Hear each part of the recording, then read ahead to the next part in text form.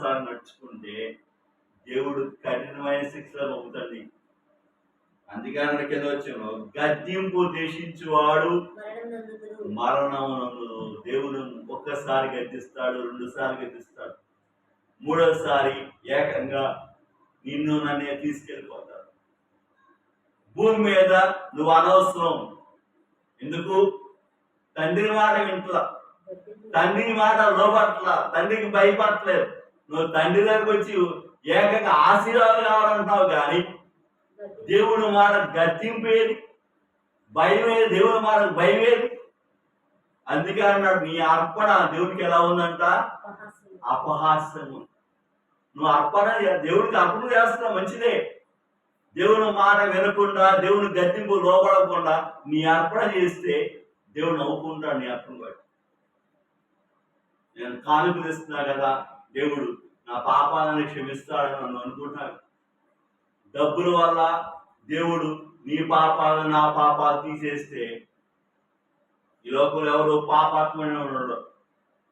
దేవుడికి కావాల్సిన హృదయం, దేవునికి లోబడే మనస్తత్వాలు కావాలి. దేవుని మాటకు భయపడుతున్నావా లేదా? ఇది కావాలి. డబ్బులు ఇవ్వడం ఎవరైనా ఇస్తారు. డబ్బుల ద్వారా పాపాలు పోగొట్టుకునే అంత దేవుడు ఇవ్వరా. అందరూ మనుషులు తెలియగలవాడు కాబట్టి అక్రమం చేసి అన్యాయం చేసి డబ్బులు సంపాదించి దేవుడా నా పాపాలు పోగొట్టంటే దేవుడు పోగొట్టేవాడు కాదు. నీ హృదయాన్ని చూస్తున్నాడు. దేవుడి మాటకు లోబడుతున్నావా లేదా? గద్దింపుకు లోబడుతున్నావా లేదా? దేవుని మాట వింటున్నావా లేదా? దేవుడు అడుగుతుంది. అందుకే అన్నాడు, నువ్వు చేసే అర్పణ దేవునికి ఎలా ఉంది? అపహాస్యంగా ఉందయ్యా. అపహాస్యం. నవ్వుతున్నాడు దేవుడు.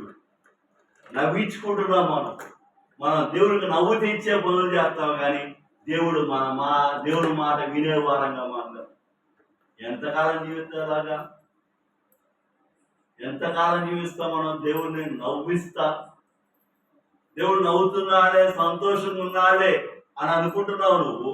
కానీ దేవుడు ఏమంటాడు? నువ్వు నా మాట వింటలేదయ్యా, నా మాటకు నువ్వు లోబట్టలేదు, అందుకనే నేనేం చేస్తుంది? నేను మరణానికి అప్పచెబుతున్నాను. మరణానికి అప్పచెబుతున్నాను. పాపం వల్ల వచ్చి జీవితం మరణం. మనం దేవుని దగ్గరికి వచ్చి కూడా పాపాలు చేసుకుంటా జీవిస్తున్నామంటే మనకి దేవుడు అంటే ఏమి లేదు, భయం లేదు. వాక్యం అంటే భయం లేదు. ఆ వాక్యమేగా, బైబిల్లో మాట చెవటమేగా అంటున్నారు చాలా మంది. బైబిల్లో ఉన్న మాట చెవటమేగా అంటున్నారు, కానీ మనం మాట్లాడే మాటల్లో దేవునికి ఇష్టకరంగా ఉన్నామా లేదా? దేవునికి ఇష్టకరంగా జీవిస్తున్నామా లేదా? అప్పుడే ఉందిలే, కానుకలేటమేగా, కానీ దేవుడికి కావాల్సిన ఆ కానుకలు కాదయ్యా. నీ హృదయం మారిందా? నీ తలంపులు మారినయా? నీ ఆలోచన మారినయా? ఇది అడుగుతుంది. నీ క్రియలు మారకుండా నేను దేవుడికి అర్పణిస్తున్నానంటే ఎందుకు నీ అర్పణ? అందుకనే దేవుడు నవ్వుతున్నాడు. ఊరకైనా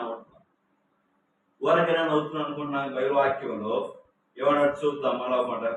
3 తన తండ్రి శిక్షను తిరస్కరించును. సామెతలు 15:5. దేవుడిచ్చే శిక్షను, దేవుడిచ్చే మాటను ఏం చేస్తున్నాం? మనం తిరస్కరిస్తాం. దేవుని మాట తిరస్కరిస్తున్నాం కాబట్టి దేవుడు ఎక్కడ తీసుకెళ్తా ఉన్నాడు? మనల్ని మరణాన్ని తీసుకెళ్తాడు. ఒకసారి చెబుతాడు, 2 సార్లు చెబుతాడు దేవుడు. ఒకసారి కొడతాడు, 2 సార్లు కొడతాడు, 3వసారి ఏం చేస్తాడు దేవుడు? ఏకంగా తీసుకెళ్తాడు. మన అర్పణ సరిగా లేదు, మనం దేవుని మాట వినేవారంగా లేవు, అలాగే దేవుడికి ఇష్టకరంగా జీవించే వారంగా లేం. కాబట్టి దేవుడు ఏం చేస్తున్నాడు? భూమి నుంచి ఉండకుండా తీసుకెళ్తా ఉన్నాడు. మన జీవితాలు దేవుని దగ్గరికి వచ్చి దేవుని నామాన్ని ఘనపరిచామని వెళ్ళిపోవడం కాదు. మనం దేవుని మాట వింటున్నావా లేదా? దేవుని మాటకు లోబడుతున్నావా లేదా? ఇది కావాలి. అందుకే బైవాక్యంలో అంత్య దినాల్లో, ఈ అంత్య దినాలు యేసుక్రీస్తు రాకడ దినాల్లో, అందుకే అన్నాడు బైవాక్యంలో, అయ్యా అంత్య దినాలు నా పేట అనేక మంది వస్తారయ్యా, దెయ్యాలు కూడా వాక్యం చెప్పేస్తాయి. అది నాకు దెయ్యాలు కూడా నిలబడి వాక్యం చెప్పారు. ఎందుకని? అవి చేయవు కదా, అవి చేయవు, చెబుతా ఉంటాయి. చేస్తే దాని యొక్క విలువ తెలిసింది. వాక్యానుసారం నడిస్తే ఎంత కష్టమో తెలిసింది. చెప్పడం ఏముంది?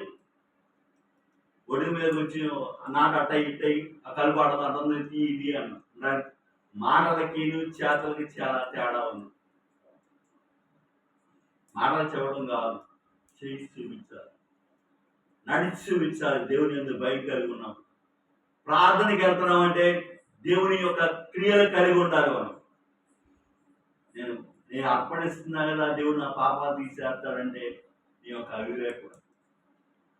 నీ అర్పణ దేనికి? దేవునికి. నీ రూపాయి దేవునికి దేనికి? ఎందుకు? నువ్వు నేను దేవుని పేరు చెప్పి సంపాదించుకున్నామేమో, కానీ దేవుడికి రూపాయి, నీ రూపాయి అవసరం.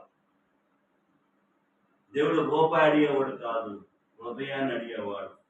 అలాగే దేవుని మాటలు లోపడుతున్నావా లేదా చూసేవాడు. దేవుని యందు భయభక్తులు కలిగి ఉన్నావా లేదా చూసేవాడు దేవుడు. అంతేగాని నువ్వు రూపాయి ఇచ్చావని నీ మాట మాట్లాడు దేవుడు. మనుషులు మాట్లాడతారు, రూపాయి ఇచ్చావని. దేవుడు మాట్లాడు. తర్వాత మాట చూద్దాం బైబిల్ వాక్యంలో.